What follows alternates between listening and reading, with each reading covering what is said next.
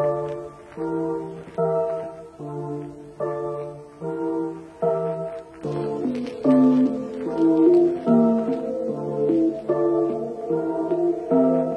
kalian yang belum subscribe channel Sofyan MK ini, please like, subscribe, and share channel ini agar kami bisa terus memberikan informasi-informasi yang bermanfaat selanjutnya. Terima kasih. Assalamualaikum.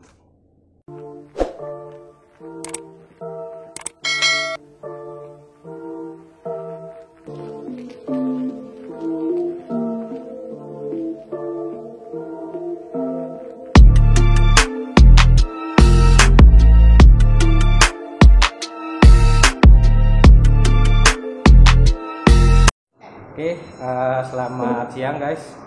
Saat ini kita bertemu dengan Bapak Haji Doni, yaitu adalah pemilik dari Mall Hewan Kurban yang berlokasi di Kelapa II Depok guys. Saat ini kita langsung bertanya kepada beliau, Pak Haji. Saya panggilnya apa, Pak Haji atau Pak? Cukup Doni aja lah. Siap. Pak Doni, ya. kami ingin mengetahui nih Pak terkait dengan cerita dari Mall Hewan Kurban ini. Ini konsepnya seperti mall atau bagaimana Pak?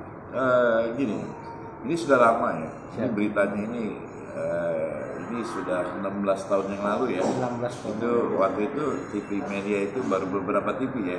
Tapi begitu baik media cetak, media elektronik begitu ya. Ini tempat ini kita bangun ini itu dulu bukan untuk sapi. Ya, tempatnya ini kita dulu untuk showroom mobil ya, begitu. Mobil used car ya, mobil second ya, itu yang premium ya. Jadi pada saat ini gedung ini bertepatkan 16 tahun yang lalu ini jadi ya, bertepatan dengan Idul Adha 2014. Jadi karangan bunga itu datang karena besok kita mau launching ya. Disangkanya itu baik dari pihak bank, baik dari pihak finance, baik pihak leasing ya, itu kasih karangan bunga. Karangan bunganya itu sukses untuk kami Haji Doni mendirikan dari showroom 1 ke showroom 2 ke showroom 3 begitu ya kan. Ya, Pak. Nah, karangan bunga itu berjejeran ya. Berjajaran karangan bunga begitu, tapi pada saat itu bukan mobil yang kami hadirkan. Gitu. Oh gitu, bukan mobil malah? Bukan malah gitu. Jadi yang kita hadirkan itu sapi untuk korban. Sapi untuk korban? Korban ditaruh di tempat ini, gitu. Ya, yang disebut dengan Mall Hewan Kurban Haji Doni. Dibilang itu gila kali orang ya. Oh gitu. Loh, kenapa dibilang gila saya gitu? Nah, maksudnya 16 tahun yang lalu itu tempat ini cukup bagus ya. Iya. Oke. Karena tempatnya lokasinya ini luas tanahnya itu 2000 meter. Oke. 2000 meter Ya. Ya lumayan lah. Pada 16 tahun yang lalu gedung ini cukup bagus ya untuk sekitar Depok ya begitu. Dibilang gila. Nah, gedung sebagus itu, tempat sebagus itu dipakai untuk sapi. Nggak sayang apa begitu. Iya. Ya, jadi begitu itu dan itu diberitakan sama media cetak, media elektronik, media online itu geger semua karena pada saat itu sapi-sapi yang kita hadirkan itu variannya cukup banyak ya. Iya Bang. Ya. Pada saat itu mungkin ada dari NTB, bukan mungkin ada dari NTB, NTT, ada Bali ya, ada Santa ya, terus ada dari Jawa Timur, Jawa Tengah, varian sapi Indonesianya itu cukup banyak ya. Dan pertama kali ya kita yang menjual hewan untuk korban itu sapi import dari Australia yang disebut sapi bull. Bingung kan orang, gimana sih kok ada sapi korban ya dari Australia, dari luar ya. Kalau hanya limosin sama sis mental itu udah nggak aneh, karena itu sudah eBay, sudah banyak di Indonesia. Nah pada saat itu kita hadirkan ada bull ya, ada winner bull ya, terus ada Hereford ya, ya. Jadi Herefordnya jenis sapi ya. Oke. Jadi kamu ini banyak begitu. Dan di samping itu penjaga-penjaganya itu ya penjual marketing kita itu kebetulan staf kami, ya, staf. Tapi media mengatakan itu SPG. Asal mulanya itu Pak. Ya, padahal staf kita untuk membantu. Yang kita ambil itu dari mobil ya. Sekali-sekali lah kamu yuk bantu kita karena menjelang Idul Adha begitu ya kan. Kok dibilang staf kita dibilang SPG. Saya saat itu bertentangan begitu. Pada saat itu. Karena dibilangnya SPG, ini bukan SPG, ini staf saya. Sampai-sampai saat itu begitu kita oke lah bantu, tapi media sudah terlanjur berita bahwa itu SPG. Ya sudahlah terekspos lagi namanya media berita begitu ya kan. Oke, kita nggak jadi problem. Tapi ada masalah bagi kami. Apa tuh Pak masalahnya? Kita didatangkan sama dari MUI. Jadi dari MUI itu kita didatangkan di sini, ya kan? Karena pasti dong kita perbantukan itu marketing kita itu, ya kan? Staff-staff itu untuk membantu menjual, didatangkan kita sama MUI. Dia sampai datang ke sini, Pak. Itu wilayah ya, bukan pusat ya. Bukan MUI, wilayah begitu. Dia cek semuanya begitu. Ada saat itu bertolak belakang. Karena MUI daerah pada saat itu mengatakan istilahnya, tapi dilihat auratnya tertutup. Tommy Cowboy, dia pakai blue jean, dia pakai itu, nggak seperti apa yang dia bayangkan begitu. Nah, akhirnya begitu dia lihat begitu, nggak apa-apa kok ini sih. Bahwa ini sahlah seorang wanita itu untuk pedagang sapi. Ya alhamdulillah. Disitulah tuh berita-berita itu timbul, sampai dari ketua Masjid Imam Istiqlal itu datang. Ya sini contohnya ada di sini almarhum Mustafa Yakub. Ya kita minta bantuan Pak, apa salah begitu ya? Karena kita bukan ahli agama. Akhirnya boleh, nggak apa-apa seorang wanita untuk pedagang sapi begitu. Jangan kaum Hawa aja begitu, ya kan? Jangan kaum Adam aja, kaum Hawa juga boleh. Nah di situ ya tentang mal hewan korban itu yang fenomenal banget, dan beritanya itu maaf deh gitu ya, mungkin ada dari Jerman TV di sini ya kan. Oke, ada dari Reuters, dan beritanya itu mendunia. Ternyata ada TV3 Malaysia, ada ABC TV dari Australia, ya. Belum TV lokal. TV dan nasional Pak ya. Nah, nasional. Ini boleh dikatakan ini nggak Pak? Ini mau hewan pertama dan terlengkap mungkin di Indonesia. Kalau buat varian sapinya ini ya, mungkin kita kategori ya 80% itu sapi yang dari Indonesia itu kita datangkan semua hampir seluruh wilayah. Ya pada saat itu ya, karena pada saat itu NTB juga ada Sumbawanya, ya kan, ada Bimanya, ada Ampenannya yang kita ambil ya, ada dari Lomboknya yang kita ambil. Itu baru dari NTB. NTB itu banyak jenisnya begitu ya. Mungkin ada juga dia itu di NTB itu ada yang namanya Dorokobo. Dorokobo itu ada salah satu kabupaten 5 ke sana begitu, itu ada sapi dari Bali yang dibawa ke NTB. Tadi transmigrasinya begitu.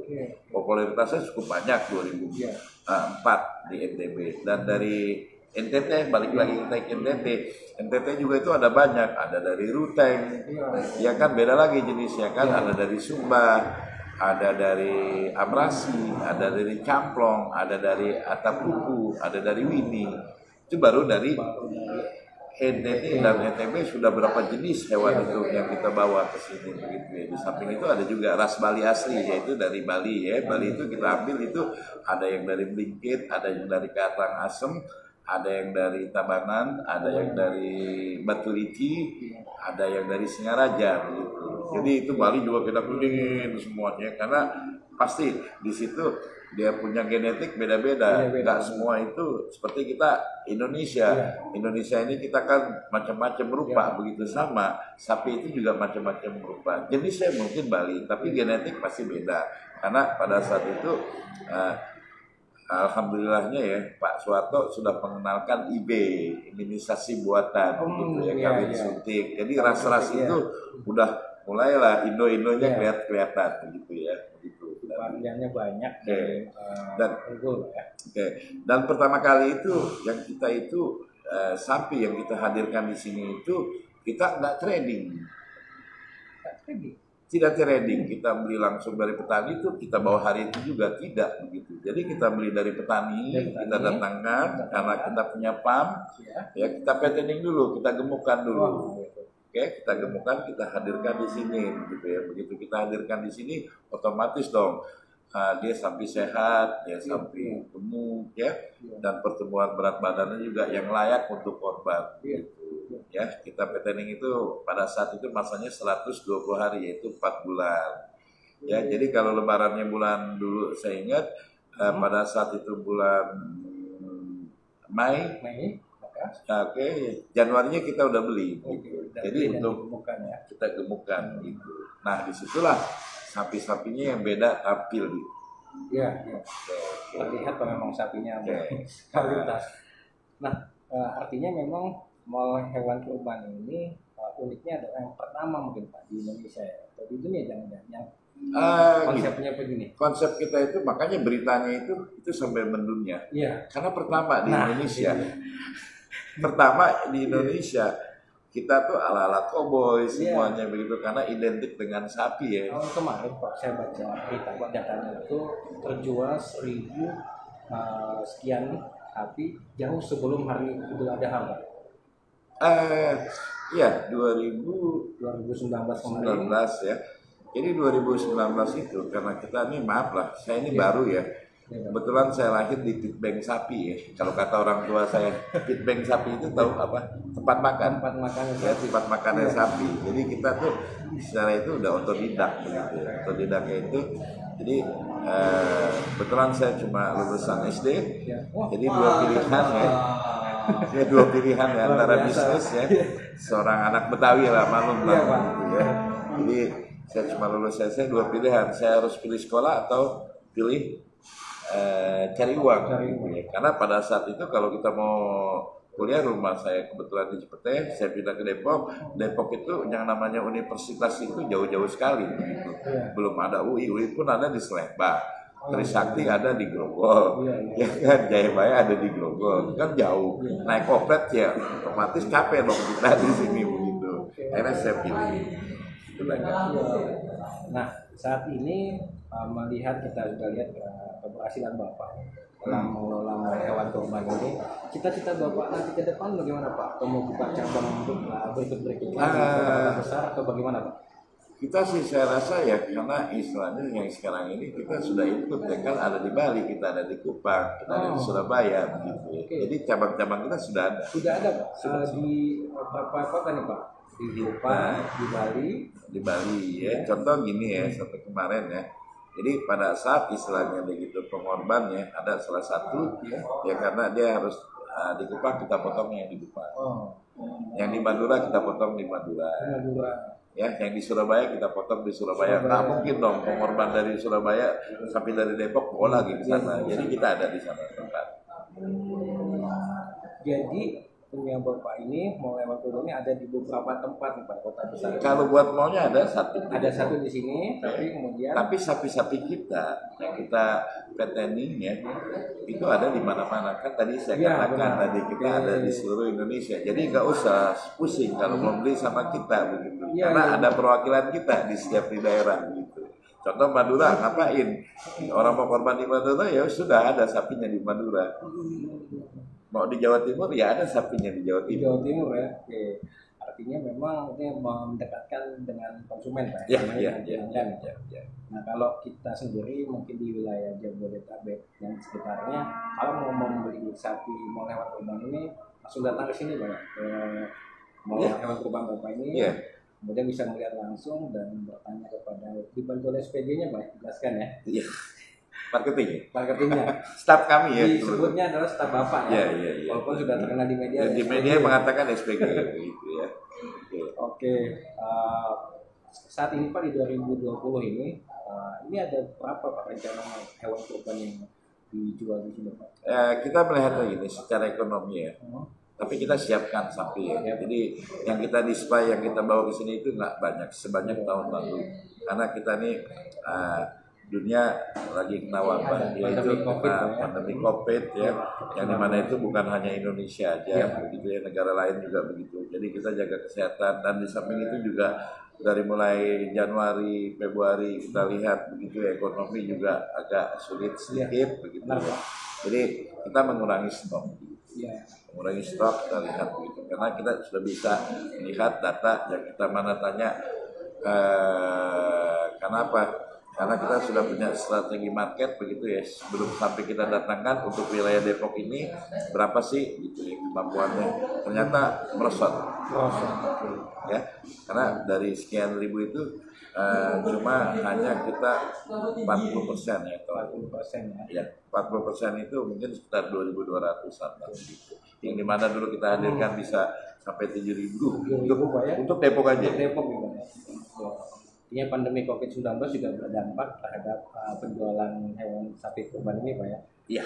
Gitu. Tapi saya belum tahu. Iya. Tapi saya siapin kalau ada kata ini kurang, ya kita akan datangkan begitu. Saya siap-siap. Karena kami bukan pedagang hanya setahun sekali untuk kurban, karena kita juga kita ada beberapa market harian kita yang dimana disebut black market ya, pasar becek. Kita ada abator kita di Depok. Abator itu rumah potong hewan. Kita ada potong kurang lebih setiap bulannya. Setiap bulan itu 1.000 ekor. Satu hari itu hampir 30, 35 tergantung permintaan pasar. Oke Pak Haji Doni, terima kasih Pak ini informasinya, dan ini menjadi mudah-mudahan inspirasi buat para penonton semua, teman-teman. Soal Pak Haji Doni ini yang lulusan SD Pak, bisa mencapai keberhasilan suksesan seperti ini, sehingga bukan hal yang mustahil ya buat rekan-rekan yang lain bisa sukses seperti Haji Doni ini. Oke, itu Pak, mengucapkan terima kasih buat teman-teman juga. Tetap semangat, tetap bermanfaat. See you in next video.